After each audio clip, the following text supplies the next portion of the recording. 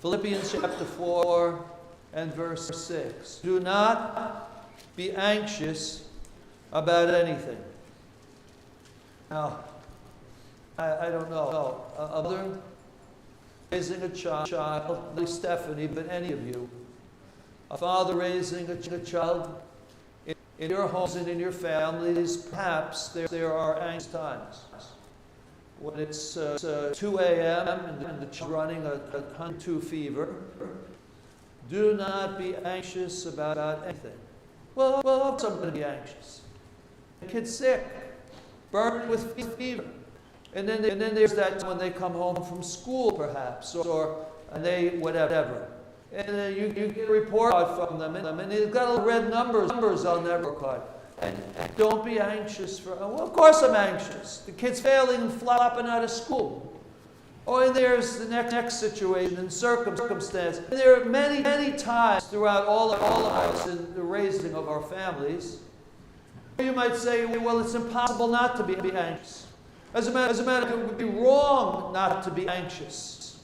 There needs to be a certain consternation, anxiety, agita, whatever you call it. There's got to be some, otherwise there's nothing here if I'm not anxious.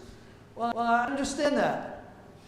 You know, Brother Emilio this morning is in the hospital, and he's not admitted to a hospital, but he's getting some stem cells removed from his body. They need to collect between 8 and 10 of them so that he can have a stem cell transplant down the road. And now, don't be anxious, Brother Emilio. He's probably watching or listening. Don't be anxious about it. Well, of course he's anxious. He wants to know whether or not they're going to be able to get the cells and what's going to happen when they transplant. Of course, there's a degree of anxiety in that. There are others of our family of God that are not around and not here this morning, and there are causes for some anxiety. Well, not that I don't think. That's really not what the Bible's saying here.